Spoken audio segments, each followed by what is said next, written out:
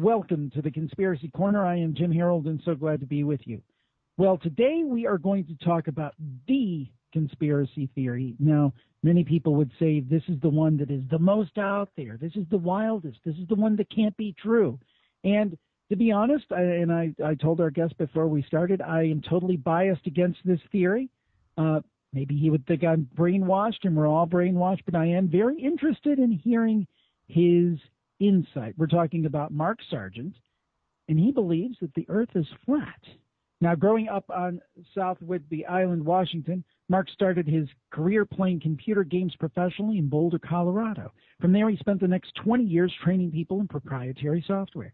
In 2014, he looked into what he says no doubt is the most ridiculous conspiracy theory ever, called the Flat Earth Theory. But he was surprised. Through extensive research, he discovered that he felt it wasn't so laughable after all. Early in 2015, he released a series of YouTube videos titled Flat Earth Clues, which delves into the possibility of our human civilization actually being inside a Truman Show-like enclosed system and how it's been hidden from the public since 1956. Mark Sargent, thank you for joining us today. Thank you very much, Jim, for having me. It is a pleasure to be here. Okay. Now, again, I've said I personally believe that the Earth is a globe. So I'll just put my bias right out there. Yep. Sounds like you did too. What changed that? Again, and I'd like to apologize to the listeners out there, because for a lot of people, this isn't your normal conspiracy yarn. You know, this is the one conspiracy that polarizes everybody. And so, and I like to throw that disclaimer, and I'm kind of working on different disclaimers out there depending on the audience, because everybody, almost everybody in the Flat Earth community starts out trying to debunk it. Like me, I didn't wake up one morning and say, Flat Earth, this is the greatest thing, the greatest idea ever. I'm going to write a book about it. I'm going to, go on podcasts. I'm going to do all this stuff. That's not what we do. Everybody says the same thing, which is they hear about it. They laugh like everybody, and they say, well, this is ridiculous. It's stupid. There's no way this could be true. Therefore, I'm going to give it just a little bit of time. I'm going to crush it into the ground, and then I'm going to move on and never, ever think about it again.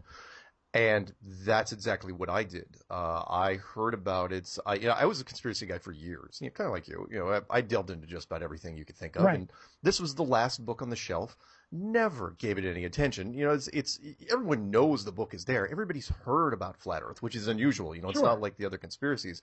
Everyone knows about it, but no one ever gives it at the time of day. And so I saw this video. In fact, I was looking at something. I was really into Hollow Earth theory, and I was looking into Admiral Byrd and the Hollow Earth theory, and I just noticed that he actually had spent most of his life after 1926 down in Antarctica, looking for something else, and he was kind of tied to the Flat Earth theory. And I was going, okay, that's kind of fun.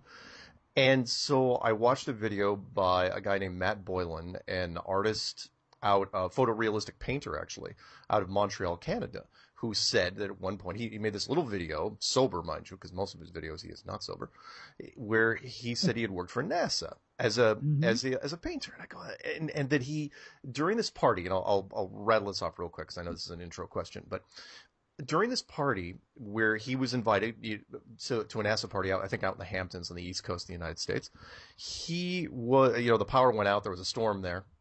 And they were down to wine and candles, and some guys were talking about this because, they were swapping stories, nothing else to do. And they said, yeah, I heard a rumor that GPS doesn't work down in Antarctica. And so he says, well, Fred, you ought to send a team of your guys down there and see if you can validate that. And some other guy chimes in, some spooky guy. And he goes, well, if you send your team out that far, they're not coming back. And Matt, is going, Matt probably had a few glasses of wine. He goes, why wouldn't they be coming back? Because GPS doesn't work down there. And Matt bid on that one. He goes, well, why doesn't it work? He goes, well, because it's flat. And Matt didn't get it. And he didn't get it for years. And the guy proceeded to take a piece of chalk and draw out on the tile floor what the map of the world actually looked like. And he goes, and as he was drawing it, he was going all over the thermal dynamics and how everything works and the energy systems. And he goes, when he was done drawing this thing, he looked on the floor. It was a great intro for a movie, actually. And he saw basically the UN flag the UN flag logo, which is, if you want to know exactly what the flat Earth looks like, at least what, until we can come up with a better map right now, it is the UN flag, where it's a circle, like a dinner plate. You take a globe, you put your hand on the North Pole, you flatten it into the ground, and therefore the North Pole becomes the center of a big dinner plate, and all the continents are splayed out on the outsides to where there's one continent, though, that doesn't look anything like we're told, which is Antarctica. And Antarctica isn't this continent, this island continent, kind of like Australia. That's how it's described to us. It is instead an endless field of ice that surrounds the entire outside rim of this place. And that's where I started. I know it's kind of a long answer to your intro question, but that's how I started looking at this. And I tried to disprove it for 9 months. 9 months I worked on this sucker from summer of 2014 all the way to the beginning of 2015. Could not do it. The more I dug into it, the more threads I pulled on, the more everything started to fall apart, to where I finally said, all right, you know what? I'm going to go the other way. I'm going to put the question out to the internet. So I made a series of videos called Flat Earth Clues, and they were really rudimentary, dummy's guide to flat Earth stuff, and put it out to the internet. And I honestly thought a scientist was going to just shoot me down in 2 seconds. And instead, the opposite started happening, where Pete was resonating with a whole bunch of people, and I started getting phone calls, and then I started doing a bunch of interviews, and then a publisher out of London said, you got to write a book based on the clues. I said, okay. And then there's podcasts and all this other fun stuff. And I'm going, really? So no one's going to shoot this thing down? And then I'll end your intro with this, to where a Grammy-nominated rapper, B.O.B., comes out and makes an album series, and he calls out Neil deGrasse Tyson, the world's most popular physicist, astrophysicist, and he says, look, I think the Earth is actually flat. And Neil deGrasse Tyson actually responds, goes on Comedy Central and says, oh, no, it's not, but he doesn't bring any really good evidence. And that was the early part of this year. And, here we are coming, sort of to a close in 2016. And this thing's just grown by leaps and bounds to where flat Earth, if you look on Google or YouTube or whatever, it's tracking actually faster and heavier than a lot of mainstream topics that have nothing to do with conspiracies. So that's where I am at this point. So, okay, I think most people are going to say this. They're going to say, okay, what about the satellite pictures? What about the iconic pictures of the Earth from outer space? Yep. What about all of that where we clearly are seeing a globe? What about all that? That's a great place to start because that's where everyone that tried. Remember, in fact, there's a T-shirt I think that's going to finally get made up by one of my the guys in the community, David Weiss, who said the T-shirt was, "I became a flat earther because I tried to debunk flat Earth," and that's the first place you're going to look. You're going to go straight to NASA. And that's where I started. And before I get into the pictures real quick, I'll throw out this question, which is, how do you know how do you know you're on a globe, right? Because everything else that we know about physics, we can test pretty much on the ground, more or less. Fire burns, water is wet, you drop something like a pen, it'll either fall to the ground. We know that's sort of gravity. But when it comes to the shape of the world, this is something you're told. This is not something that you know by yourself. Nobody owns a spaceship. We don't have Jetsons cars. We don't get to fly up there. We are told this. More specifically, we're told this by the United States government. So if you're outside of the United States living this, you already probably have suspicions about the moon program. So when I started looking into the NASA program and Apollo and Gemini and Mercury and all those fun things, I started running into some weird stuff. And I'll relay a story I had to you, because this was in front of my face 15 years ago, and I didn't see it. That shows you how well the conditioning is. 15 years ago, 16 now, I was running a tech support department for this software company out in Boulder, Colorado. And I thought, it would be kind of cool if I put some iconic images on all our screens. And so I was looking for pictures of the Earth from space, right? I was pretty good at Boolean searches. I could type in all sorts of variations, right? Granted, the internet wasn't super rich like it is now, but it was okay, back then. And I started typing this in and, type into Google or whatever you want to type in at the time and click on images. And it's not like it is today. There literally was only one image. Literally just rows and rows and rows of exactly the same image in slightly different resolutions. And Right. it was the Apollo 17 picture from 1972. I was going, wait a minute. How is that even possible, right? And I immediately, because again, of our conditioning, I looked at this picture and I go, wait. It can't be. I go, NASA can't have just one picture of the Earth from space. I go, NASA, you suck.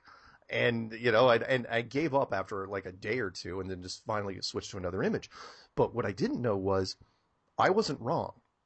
There was literally only one picture, full sun, disk picture taken of the Earth from space. We've all seen it from 1972, literally all the way up until summer of last year when we started asking a lot of questions, this community. And you know which one it is because it shows, you can look it up, Apollo 1972, blue marble. That's what it's called, the blue marble shot, the first blue marble. And it shows the bottom part of Africa and all of Antarctica, coincidentally. And I was going, wow, is that, because you'd think the American space program would take a picture, a really nice glory shot at the United States, but they didn't. They took the bottom part of Africa and its heavy cloud cover and the rest of Australia. And we know that there was only one blue marble shot because summer of last year, the White House released the second shot. They were the ones that came out with, Obama did a press conference, says, the second blue marble shot, of the world. And I was going, whoa, no one's going to address it. Neil deGrasse Tyson tweeted it. NASA was the ones, in fact, if I'm not mistaken, the guy that wrote the press briefing that Obama read, that was Scott Kelly, the astronaut, if you believe in astronauts. And I'm going, this is so weird. So I basically started going back and looking at a lot of pictures or so-called pictures of what was being taken from space. And there was literally only one shot. The rest of them were just composites. And by that, I mean supposedly stitched together images. The first iPhone, right, as a matter of fact, the artist from iPhone, the artist, if you remember the very first iPhone, had a picture of the globe on there. But that globe, he was interviewed a couple of years later, and he says, oh, yeah, I had to create that from scratch. He had to basically work with a NASA consultant because there were no images to put on the iPhone for the first, the first iconic iPhone shot. That was their background, the globe, of course. I was going, and the more I looked into this, the more images I looked into, the more I realized it's like it was just composite. And not only, I'll throw one more at you because I know you probably got a whole bunch of questions.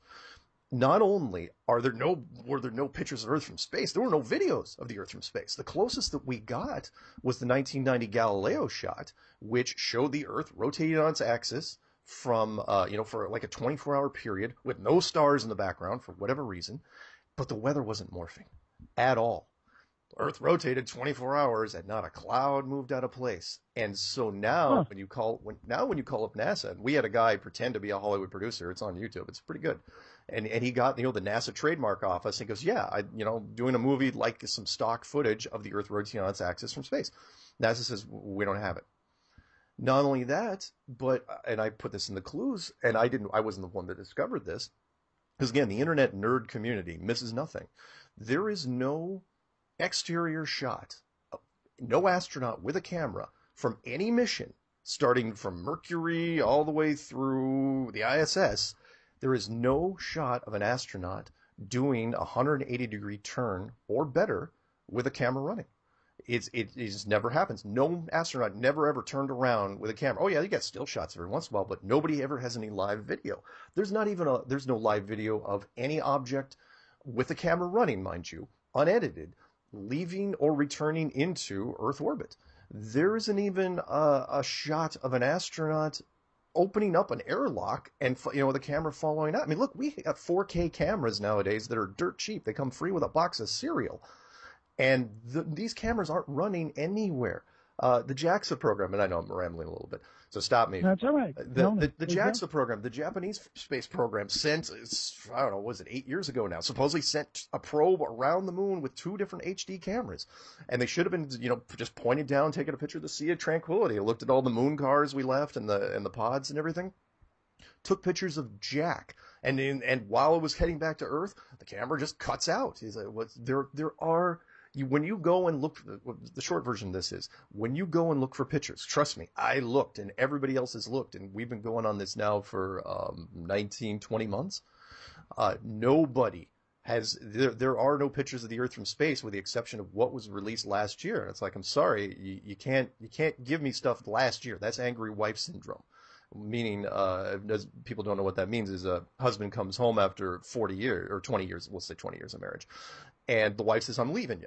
And he goes, well, why? And he goes, because these last 20 years have only brought me one bouquet of flowers. Very next day, what happens? He brings a bouquet of flowers, and he says, well, our marriage is saved. And she goes, what are you talking about? The only reason you even brought me the flowers is because I mentioned them in the first place.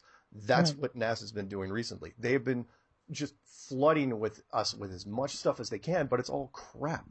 It's all it's horrible resolution. They still cannot show any picture of the Earth rotating from space in any decent resolution, or they could do a geocentric orbit where they will show weather morphing, but then the Earth doesn't rotate. You can't get both at the same time. I'm going, why not? Why is this not possible? So, sorry, I get kind of passionate. I talk about this stuff. Now, I mean, what about Aristotle? What about the ancients who said that the Earth was round? What about them? Well, I'll flash forward a little bit. Yeah, of course, and again, I'm not saying that I'm more intelligent than Stephen Hawking or Albert Einstein or Neil deGrasse Tyson, even though I really don't consider him smart at all. I'm not saying that the community is more intelligent than these guys. I'm saying that the foundations were wrong to begin with. Just because you think, here, let me put it a different way. The easiest one to throw at people would be the sticks and shadow argument. And even physicists will be the first ones to admit this. If you use the sticks and shadow argument, which would show, it's like, well, this shows you can do this even in ancient times, that the sun has to be hundreds of thousands of miles wide and 93 million miles away. Well, yeah, unless the perspective is different, unless it's just a few thousand miles away and it's very, very small. By comparison, the same thing works. The same sticks and shadows argument works. Well, let me throw it a different way at you, because this will kind of get where everyone's head is at, especially anyone listening right now. It's like, how do you know you are where you think you are? George Orwell, you know him from the book 1984. In 1946. He wrote an article specifically addressing this, and he was he wasn't a big flat earth guy, but he was kind of addressing how science convinces people of things just by saying, well, it's obvious. You repeat that enough, as our calculations say this, then people are just going to buy it. And generation after generation, then it's passed down, and we all assume this. So he goes, it's interesting. In fact, I wonder if I have the quote in front of me. Hang on one second. Short description. Yeah, okay. I'll read this real quick. This is from 1946, December, specifically. He goes, most people, if asked to prove that the Earth is round, would not even bother to produce the rather weak arguments I've outlined above, which you talked about earlier. They would start off by saying that everyone knows the Earth to be round, and if pressed further, would become angry. So here's the interesting part about that. That was 1946, right? NASA wasn't even founded until 1958. This was just after World War II. Rocket technology was in its infancy, unless you count Germany, which is a whole other story. So how did everybody know the Earth was round back in 1946? It was because you were told it was round. You were shown images. The greatest brainwashing trick we ever pulled off was putting a globe in a classroom of kindergarten. I mean, the CIA would pay good money for this sort of stuff, where you just put a globe in a classroom, and that's it. 12 years later, if you make it through high school, you never have a doubt in your mind because you've been looking at this globe pretty much every day. You don't even have to really explain it to them. Just let them play with it. And that's it. The question is, you're just looking at a model. What if they were wrong? And that's basically the question I put out there through all this different stuff. What if they were wrong? What if the United States and the Soviet Union in 1956 actually figured it out? What if they had some of the old maps, Indiana Jones style, went down there, looked for it for 30 years, which would Admiral Byrd, which I don't know if we'll have time for, and they found out, it's like, holy crap, there is an edge. Then what do? Do you tell the public? Do you actually tell the public that science, who has been, building this huge case against religion, and I'm not doing a pro or con religion here. I'm not trying to play sides, but if science had been, building up this case for hundreds of years and they were wrong, would you tell anybody? And if you think, well, of course I would. I would really watch the end of the first Indiana Jones movie, the whole Ark of the Covenant thing. What happened at the end? The whole movie was about getting the Ark of the Covenant. Who got it in the end? The Americans did. And the last 60 seconds, which I still think is the most telling of the whole movie, what do? They put it in a crate, they put it in a warehouse, and no one ever gets to see it. Ever. Because it goes against science. Anything that goes against science will be erased. It will be buried. Unless somebody else that's non-scientific finds it. And really, what's the chance that that's going to happen? So that's what I think happened. I think they figured it out. I think Admiral Byrd figured it out during one of his flight missions in 1956 during Operation Deep Freeze. And then they had to contact the Soviet Union, and they said, all right, we got to, whatever it takes, we got to hold on to this because civilization as we know it could descend into chaos if that happened. Because once you figure out that you're in an enclosed, because this is the big question, which you may ask me eventually anyway, which is why? Why would you hide it? Why would you keep it? Yeah, that's the question. Because, okay, I mean, if it were, I mean, obviously this belief that the Earth is round has gone way back. Yep. And you talk about NASA and things like that, but to your own point, NASA being founded in 58, they found this out in 56. So yep. why would there be this focus on holding it back? I mean, what would be the reason? The big question, here's the reason. Power is fickle, meaning, but it has to be absolute. Meaning, same sort of thing, and you probably thought of this before, which is why, we all know there's UFOs flying around, and they have been around a long time before Roswell and before the Americans. So the American government cannot admit, we'll use the Air Force specifically, they can't admit that there are UFOs flying around, because if you don't rule the skies, if there are things up there that are faster than you, that are better your tech, then your authority really gets undermined. You can't be the ultimate authority if you're not the ultimate authority. So if all of a sudden, and here's where I'm getting to, and I talked about this in the clues, which is if all of a sudden it is realized that there is somebody higher than governments and secret societies and whatever. What I'm saying is, because if it is a flat world, if it is and I don't even use flat earth as much as I say enclosed world, hence the website enclosedworld.com. I was always going with that. So sort of like the Truman Show, the movie with Jim Carrey from 1998. This is basically a giant version of that. If it was built like that, if it was created like that, then there is a creator. I'm not going to define God here. I'm saying, okay, it could be the divine, could be an advanced civilization that was sort of like the divine. I mean, we're just kind of splitting hairs there. So if that's the case, what sort of authority does anybody inside here really have? Religion would have a massive uptick. And people, basically what I'm saying is, look, the governments would have a hard time controlling people, because a lot of people say, look, you're not the big fish in this pond. Somebody built this place and you're just living here.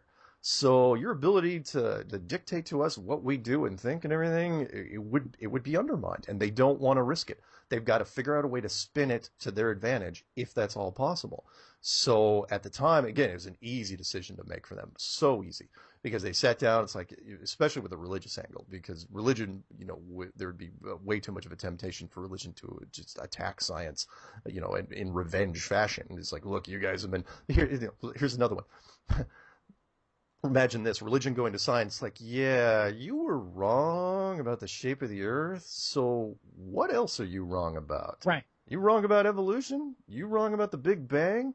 And then you got the flip side, and people are saying, hey, religion was right about this, the firmament and, God's footstool and all this other fun, the earth doesn't move and all those, countless passages in the Bible hinting at this, that it's like, religion was right about this. What else are you right about? And, the paradigm shift. Again, people in seats of power just shudder, I think, at the thought. So they thought, all right, we'll just hold on to this for as long as we can, and 60 years later, it looks like it's falling apart.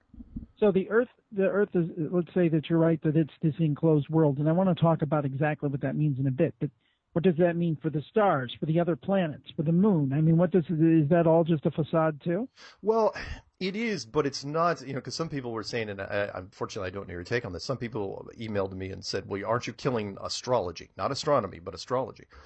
And I said, that's how I want to lead with this, which is no, I'm not at all. I'm not saying that the stars aren't there. I'm not saying the moon, the sun, and all that stuff isn't there. What I'm saying is they are much, much smaller and much more intimate, and they are exclusive to your system.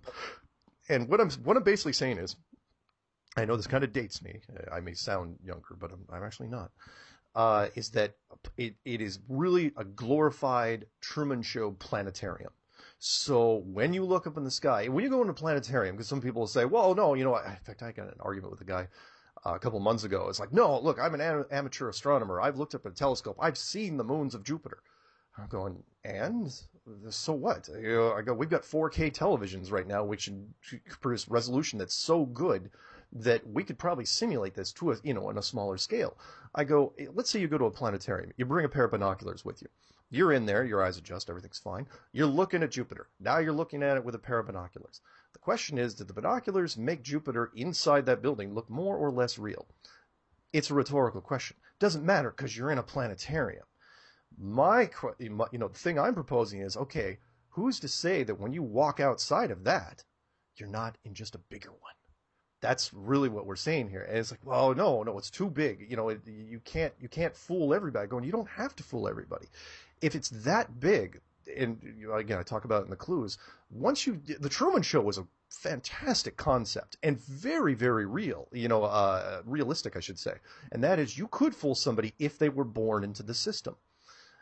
If you expanded and made that Truman Show 100 miles wide, 1,000 miles wide, 10,000 miles wide, I'm not saying we built it. I'm saying somebody way, more intelligent and more advanced with tech built it. If you built it that far, it becomes much, much easier because then running into the edge becomes much, much tougher. You just create negative reinforcements like, chilling, reducing the temperatures on the outside rim to where icebergs form, then creating a continent, like Antarctica, which is unique compared to any other landmass we have. A lot of people know it's like, look, even when you get to the coastline, it's like 150, 200 feet straight up, made out of solid ice. And then the other part that most people don't know is it slopes up almost immediately to like 2 miles high. It's a plateau with no indigenous animal life, no plant life, no ancient ruins. There's no reason to be there. So if you go there, you got to bring your own supplies. How long, can you last on there? It just screams, go away. And I forgot where I was going with this. I went off. Oh, we were talking about the planets and the stars. I'm sorry, the right? planets and the stars. So the planets and stars, the planets and the stars are a giant, what are they on the inside of a planetarium? They're just a giant projection system. Now, do I think it's being projected from the ground like a planetarium? No. I think it's completely up in the firmament. I'll throw a few biblical references out here and there where they said the stars were fixed inside or, on the firmament itself, which I got to also mention one more thing. Again, you want to have some fun little, X-Files music moments. Look up Wernher von Braun, the founder of NASA, the ex-Nazi German scientist. Look up his headstone. You think that the guy like that, the founder of NASA, would have this giant stone monolith with him reaching up to the sky with a big rocket behind him? No, it's just him. Yuri was born, Yuri died, and then one little thing, it says Psalms 19:1. I had to look it up. I didn't know, what it was. Psalms 19:1. And the firmament shows his handiwork. Why in the world when you talk about the jokes about not being a rocket scientist, he is the rocket scientist. Why is he talking about the firmament? Why? Is he reaching beyond the grave and saying that, he knows a secret that nobody else knows? I think so. So anyway, yeah, it's a bunch of lights, no different than the planetarium, with the exception of the moon and the sun. I think are physical objects, but they are no different than a mobile spinning in above a child's crib. So the moon and the sun, roughly the same size, and the moon is self-illuminated on top of it, because people, you want to look up some fun stuff. Look up moon temperatures. Meaning the moon generates a cold light. And people, the first reaction from everybody listening will be like, no, we all know that it's colder at night. It's like, no. The moon actually cools things down. So when we figured this out where, again, I'm not going to take credit for it, where everyone knows, like if you're in sunlight, it's colder in the shade, right? So if it's 100 degrees in the sun, it's 90 degrees in the shade. You go to the moonlight, especially in a full moon, especially if it's high in the sky, You go in and let's say, well, we'll use Fahrenheit instead of Celsius. I'm sorry to anybody else that's not Celsius. Let's say it's 50 degrees in the moonlight, right? When you go to the moon shade, well, because it's reflecting the sun's rays, it should be a little bit cooler, right? No, it's actually warmer. We've seen swings up to 13 degrees. So what I'm saying is it may be 50 degrees in the moonlight, but it's 60 degrees in the moon shade. And it shouldn't be. That goes against everything we know about physics and everything we've been told about the relationship to the moon, which does make sense because the moon is blindingly white when it's a full moon. But yet all those moon photos that we saw from Apollo were all this super dull gray color. There was no glow anywhere. And I will take credit for this though.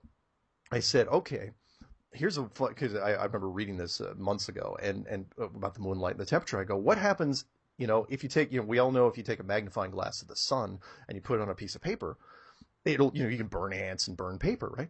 What happens if you magnify moonlight? Does it get warmer or does it get colder? And I'll be darned if it doesn't get colder. I've seen some great experiments. It's like if you magnify moonlight, not only is the moonlight cold, but magnifying moonlight is actually colder, which means, and you're thinking, well, I've never even heard of this before. It means we can simulate this now in labs. It's called a cool laser. Everybody thinks that lasers are hot, but we can actually generate something called a cool laser, which can actually cool things with light. And it's not something we sell in civilian markets because why would you ever do that? But that's actually what's happening with the moon. It is amazing to see. And so yeah, whatever's going on with the moon, yeah, I'm saying that the moon is its own independent object. It is not reflecting the sun rays. The sun is its own object. Also, about the same size, which is again coincidentally why the moon fits so perfectly in front of the sun during an eclipse. We always thought it was a coincidence that even though it was 400 times farther away, that it was also exactly 400 times less diameter, which is why it fit. And the other weird thing about the moon, which everyone thinks, oh, it's just a coincidence, is that we never see the other side of it. It's constantly perfectly rotating, so we only see one side of the moon. Exactly one side. It's not like we have like a quarter of a degree every 5 years or half a degree here and there. It's always the same side. There are no coincidences when it comes to this system. It was deliberately built, but I think it was deliberately built to be detected. And I think we were naturally supposed to figure this thing out maybe as late as the 1970s, but the government figured it out first, and they have been spending a heck of a lot of money trying to keep it a secret since then. I have a question about the stars. Now, you said the stars is a planetarium, Yep. kind of like what we're seeing is like a planetarium, but that would almost make it seem that maybe I'm missing something on the timeline here. It was discovered around 56. The collective powers decided, it sounds like the U.S. and the Soviet Union, hey, we got to keep this under wraps. Okay. Yeah. Well, stars were seen before 1956. Yes. So the planetarium would almost seem to be part of the cover-up. So I'm a little confused on the timing here of the planetarium aspect and the conspiracy to cover up where that plays in. No. It's okay. This place, what I do believe is that around 500 years ago, that whoever built this place realized that, and I talked about this in the clues, 500 years ago, the people that built this realized, and they probably knew this a long time ago, that sooner or later technology was going to be invented, whether it be optical or radar, or more specifically, the most important one is the internal combustion engine, that we were going to find the edge. Because remember, before 500 years ago, that was more or less the common belief. And you can talk about the Greeks and the Babylonians and whatever. And yes, there were certain groups that said, well, no, it could be a globe. Most of your major religions, Hinduism, Judaism, Buddhism, Islam, and Christianity, they believed that it was a flat structure. So the thing is, once people figure it out, if people figured out that we were an enclosed system, the more advanced we got, it would be the biggest thought on our minds. That's all we care about. Human beings are very, very different from all animal life in that a wildlife reserve, if you make a wildlife reserve big enough, most animals don't care.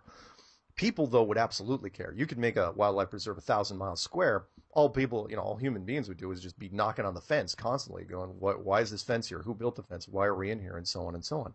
So when it came to, we're talking about the conspiracy, we're talking about two different things. There the conspiracy to create the globe model was created hundreds of years ago by whoever helped build this place. And yeah, there were certain scientists that got involved in here, and then the church ended up backing it. But only after 1956 did mankind really get involved, because before that we didn't have the technology to do anything. For example, let's say you had an old map, and I'm sure that secret societies, talking the Illuminati, the Bilderbergs, the Rothschilds, whoever, I'm sure older groups had the maps, but until you had the technology to find it yourself, what did you really know? So you say you're the King of France in 1500, right? And you say you had a map of the flat Earth. So what? What are you going to do? You got wooden ships and horses. You're not going to be able to go anywhere. No coincidence. Once the internal combustion engine came out and you could make planes, that's exactly, we started exploring more and more. And so Admiral Byrd did the North Pole in 1926, and then from 1928 all the way until 1956, he was looking for something down in Antarctica. Flying constantly. That's all the man did. He just flew these missions, government-backed, and I think they were looking for it. I think they gave up in 1954. Again, you want to watch a wonderful little program. We were so lucky to get it. Watch the Longines, pronounced that wrong, Longines chronoscope from 1954, where he goes on national television and says that Antarctica is made out of money. And that there's coal, there's uranium, there's oil, and that people are going to be fighting down there, and we're going to be down there forever. And yet 2 years later, during Operation Deep Freeze, something happens, and whatever they found spooked everybody, and unilaterally all the countries that were down there ran off the ice like their life depended on it. I mean, the Soviet Union, Great Britain, Chile, Argentina, New Zealand, Australia. And they started building what's known as the Antarctic Treaty, which is the only treaty in the world ever to be signed unilaterally and kept, where no corporation in the world can do any work down in Antarctica ever. Most people don't know that. It's like, what do you mean ever? I mean ever. If you all of a sudden created a new country, tomorrow called Jim Harold country, right? And became an economic power, you would have this paper put in front of you. And it's like, what is it? Well, it means you got to sign this. It's part of the Antarctic Treaty. It means you can't go to Antarctica. It's like, what are you talking about? I've got an oil company. We know there's oil down there. What if we bribed you? If we gave you, a couple $1 million? Nope. Not only can you not go down there, you can't even talk about going down there. You can't run full page ads in newspapers. You can't contact your buddy at Newsweek or Time Magazine and say how great it would be for my company to go down there. Nobody gets to go down there. The treaty isn't even up for debate until 2041. And now, in fact, this year, again, just coincidentally, just recently, they just put a whole nother layer in place to where the waters off of it are now off limits to even fishing boats. And that treaty is set in stone for the next 35 years. They're blaming like the Chilean sea bass. What in the heck are you talking about? The United States military has the greatest presence down there, and what treaty have you ever heard of where everybody falls in line? Russia's not going to sneak in there, China's not going to sneak in there, nobody gets to go there. It's like, and now people say, well, no, I'm looking this up online as you're talking right now. I can take a trip there. I'm like, yeah, you can. You can pay about 15 grand and you can go on the outer peninsula and have your picture taken with penguins. You do not get to go unmonitored, just traipsing around the ice. They will not let you do it. You have to apply in advance, and they will know where you are at all times. You will not be able to go very far, though. Not that it matters, because I'm sure the outer edge is probably several thousand miles off the coastline. But anyway, sorry, I'm off in the weeds again. No, I mean, it's fascinating. Now, talk to us about the enclosed world. Sure. And explain that as I'm looking at a picture on your site. Kind of give us like what you think Earth looks like. It's tough to do. It's an audio show, but kind of give us a feel of how you think physically the Earth actually looks like, and talk about this dome, because that's fascinating to me as well. Sure. I believe that, again, it's weird. Again, I don't want to preach any one religion here, because I do respect all of them. But I do believe that religion had it right, and I'll use Christianity as a reference point here, because if you believe the first book of the Bible, Genesis, they talk about the firmament, which was a barrier that separated the waters above and the waters below, and that basically this world was created sort of like a snow globe in a certain way, and it could be more like a shallow sports stadium. I don't think it's heavy arcing like a like a snow globe, but that we are on, if you took a dinner plate and, put a cake pan on top of it, that's really what we're looking at here. That we were created as, it's basically an enclosed system. What the barrier is made out of, boy, take your pick there. There's a whole bunch of science fiction movies you could reference. Is it a heavy element? Is it a heavy metal? Is it heavy water? Is it a electromagnetic force field? Is it a unified field? Is it frequency based? We don't know. But it surrounds the entire thing, and it is high enough that we don't have to worry about commercial air traffic.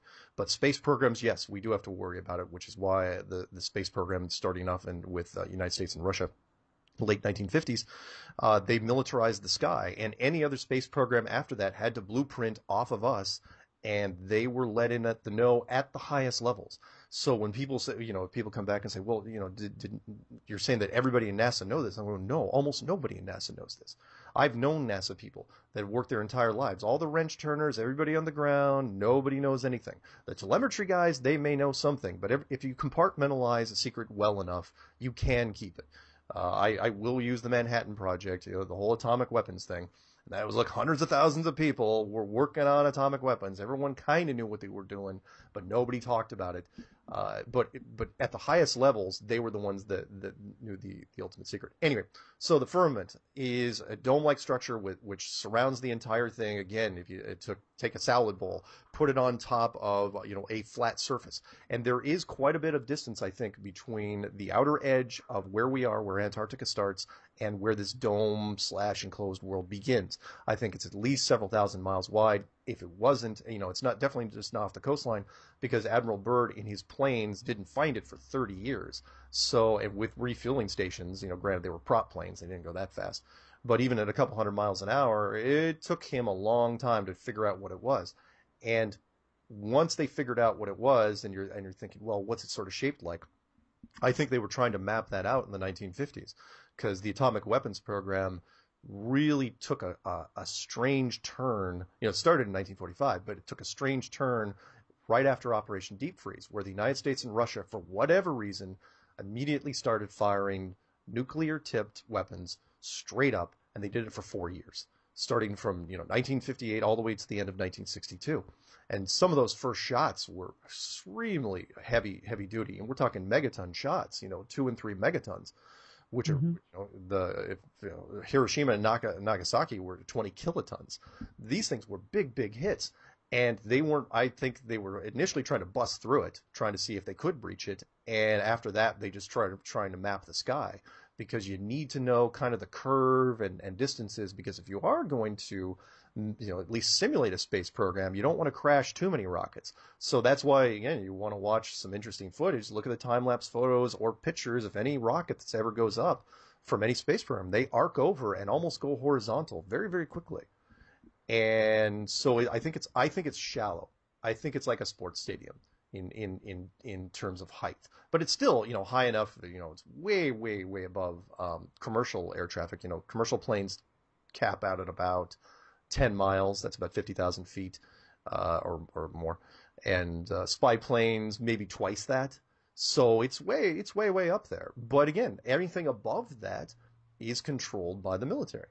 And no coincidence there. They control access. They control the outer markers. Again, one more thing. I don't believe in coincidences. That NASA was formed in 1958. The Van Allen radiation belts, if you ever heard of those, they were announced in 1959 by Van Allen, a NASA employee, that said that there's these massive bands of radiation that nobody should ever go through. They're super deadly to us. And yet, only a few years later, Kennedy goes, oh yeah, we're totally going to go to the moon and go through those. And then Van Allen had to recant and say that, oh yeah, well, you can go through them if you go real fast.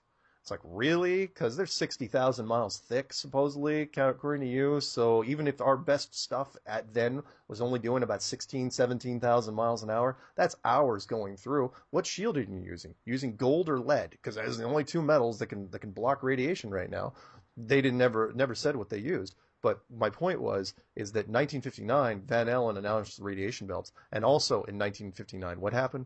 The Antarctic Treaty was formed. So in the same year, they said, oh yeah, the upper ceiling, nobody should ever go there, which basically dissuaded anybody from, private sector from doing a space program. And then at the same time, they also said, oh yeah, Antarctica's locked down too. But they did that real quiet. So, and there was don't discount what those two moves were. Those were huge moves because they were exactly, if I had to try to hide the world, that's what I'd do. I'd try to, put big warning signs. Do not go here, which means don't go up. Do not go out. Warning signs out there. Just stay inside your wheelhouse. Everything will be fine. Let us handle the rest. So here's a question for you. What about Elon Musk and people talking about going to Mars and all these different things? What about all of that? Oh, God, those guys. Unfortunately, there were, and again, the Van Allen radiation belts were to dissuade the private sector, the private subcontractors back in the day. There were companies way before Elon Musk and Virgin Galactic and Interorbital, which we'll get to hopefully, which, there were companies way bigger and way more capable of doing their own things. The contractors for NASA, like Boeing, like Lockheed Martin, like General Dynamics, these were big names, heavy hitters. And they didn't do anything for years and years and years. When it comes to Elon Musk and Virgin Galactic and anything, and I'm not just going to pick on them. I'm going to pick on any space story you've ever heard, because now you're hearing space stories pretty much every day. The Orion program, they're all designed to do one thing, and that is it doesn't matter if you believe or even pay attention to whatever the story is. So it's like, oh yeah, here's a new picture of Pluto. Or here is a weird hexagram thing on the top of Saturn, or a face on Mars, or, oh, look, we found another super Earth, right? All those stories have nothing to do with each other. It's the subtext, it's the subliminal message that's underneath, and that is, doesn't matter if you believe it, you're thinking about it from a globe. All they care about is like, oh yeah, I'm thinking about the face on Mars because I'm on a globe. So a little interesting Saturn because I'm on a globe, so on and so on. All it is reinforcement. I can tell you right now, and because with 100% accuracy, that the Orion program is never, ever going to happen, because you can't fake it anymore. The internet detection ability has gotten far too microscopic.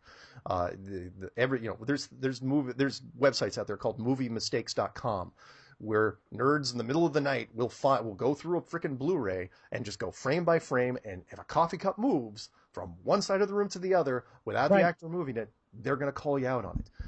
It's the reason we haven't gone back to the moon, and the Orion program is doomed because of it. Because you can't. It's not like the movie Capricorn 1 from the late 70s, where you could get away with things because there was no internet back then. You couldn't review it.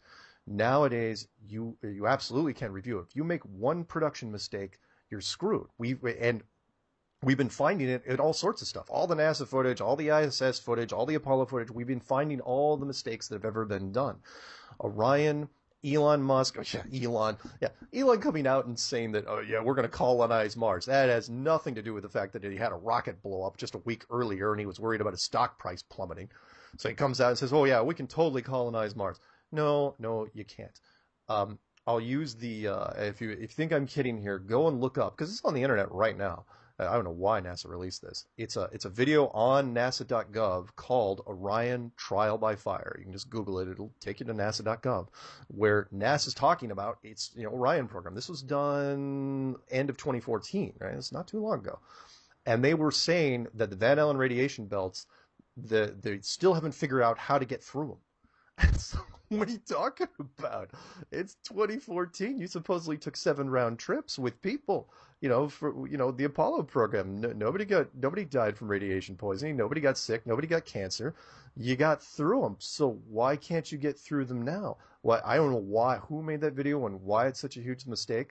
But if they're making that sort of mistake now, they're just kicking the can down the road. Elon's not sending anybody anywhere. Virgin Galactic, no, it's never ever going to happen. Orion, they're just going to keep, it's kind of being like the hydrogen fuel cell car. You're going to talk, it's like, oh yeah, we're going to go to Orion in 10 years. We're going to go, and then 10 years from now, oh yeah, another 10 years we're going to Orion. They're just going to keep kicking that down the road. No one's going anywhere because the internet hive mind is too good at spotting the mistakes. So there you go. Well,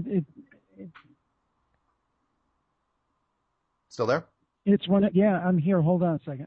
Right. I was having some kind of technical issue. Oh, Let no me worries. count that down. I'll edit that out. Okay, 5, 4, 3, 2.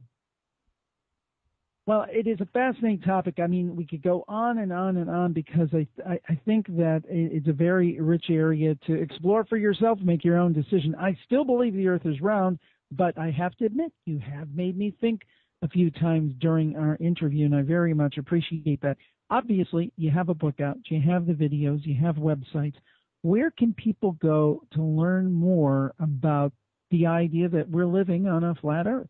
The easiest way, and I could rattle off the websites and all the other crap, but look, the easiest way to find it right now is just to type in, you can do it one of two ways. You can go to any search engine, Google or Dogpile or whatever, and type in Flat Earth Clues, and you will find it.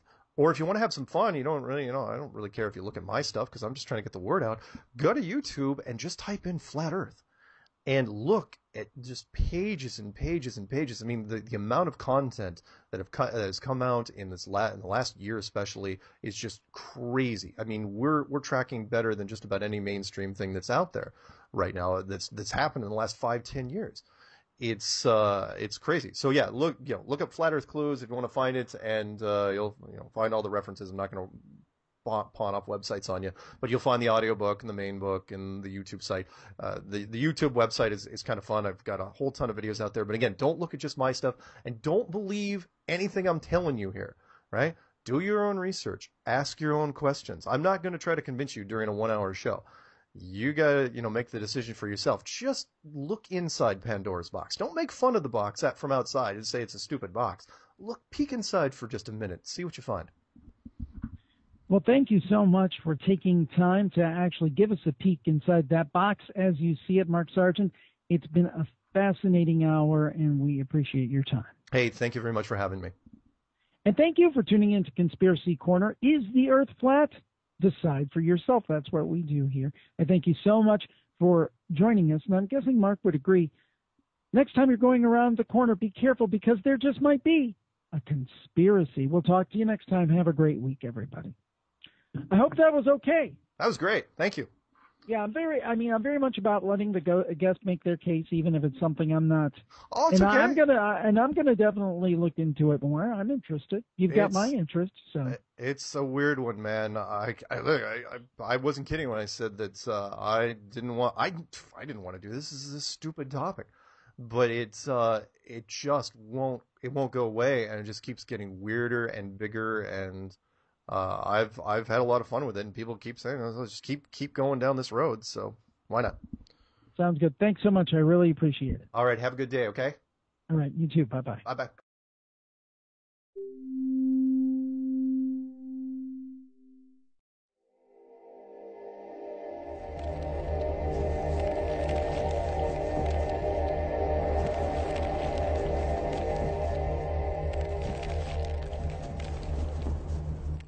Welcome to the Conspiracy Corner. I am Jim Harold, and so glad to be with you. Well, today we are going to talk about the conspiracy theory. Now, many people would say this is the one that is the most out there. This is the wildest. This is the one that can't be true. And to be honest, I told our guest before we started, I am totally biased against this theory. Maybe he would think I'm brainwashed, and we're all brainwashed, but I am very interested in hearing his insight. We're talking about Mark Sargent, and he believes that the Earth is flat. Now, growing up on South Whidbey Island, Washington, Mark started his career playing computer games professionally in Boulder, Colorado. From there, he spent the next 20 years training people in proprietary software. In 2014, he looked into what he says no doubt is the most ridiculous conspiracy theory ever, called the Flat Earth Theory. But he was surprised. Through extensive research, he discovered that he felt it wasn't so laughable after all. Early in 2015, he released a series of YouTube. The storm there. And they were down to wine and candles, and some guys were talking about this because, they were swapping stories, nothing else to do. And they said, yeah, I heard a rumor that GPS doesn't work down in Antarctica. And so he says, well, Fred, you ought to send a team of your guys down there and see if you can validate that. And some other guy chimes in, some spooky guy. And he goes, well, if you send your team out that far, they're not coming back. And Matt, is going, Matt probably had a few glasses of wine. He goes, why wouldn't they be coming back? Because GPS doesn't work down there. And Matt bid on that one. He goes, well, why doesn't it work? He goes, well, because it's flat. And Matt didn't get it. And he didn't get it for years. And the guy proceeded to take a piece of chalk and draw out on the tile floor what the map of the world actually looked like. And he goes, and as he was drawing it, he was going all over the thermal dynamics and how everything works and the energy systems. And he goes, when he was done drawing this thing, he looked on the floor. It's a great intro for a movie, actually.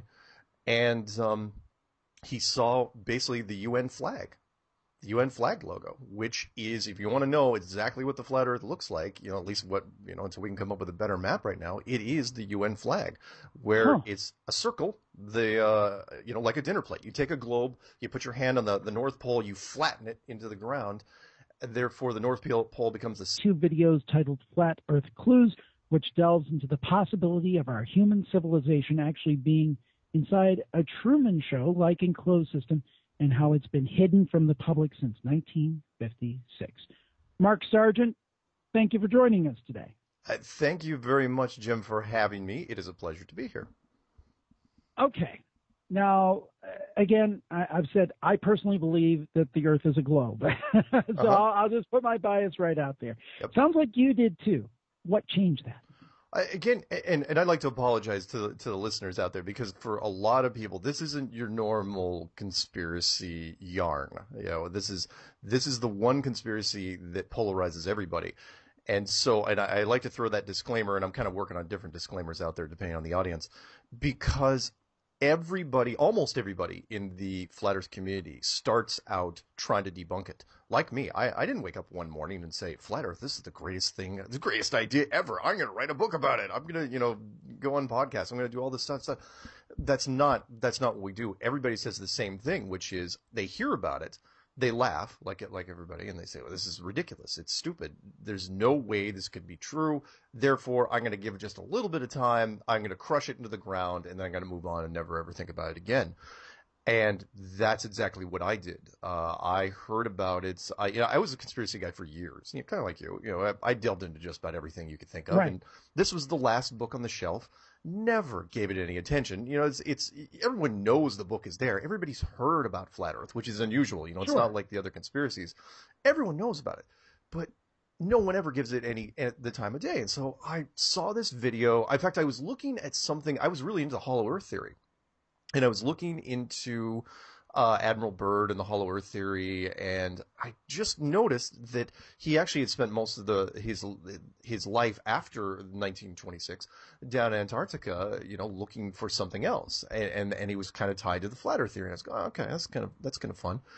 And so I watched a video by a guy named Matt Boylan, an artist a photorealistic painter actually, out of Montreal, Canada, who said that at one point he made this little video, sober, mind you, because most of his videos he is not sober, where he said he had worked for NASA as a painter. And I go, and that he, during this party, and I'll rattle this off real quick because I know this is an intro question, but during this party where he was invited to a NASA party out, I think out in the Hamptons on the East Coast of the United States, he was, the power went out. There was center of a big dinner plate, and all the continents are splayed out on the outsides to where there's one continent, though, that doesn't look anything like we're told, which is Antarctica. And Antarctica isn't this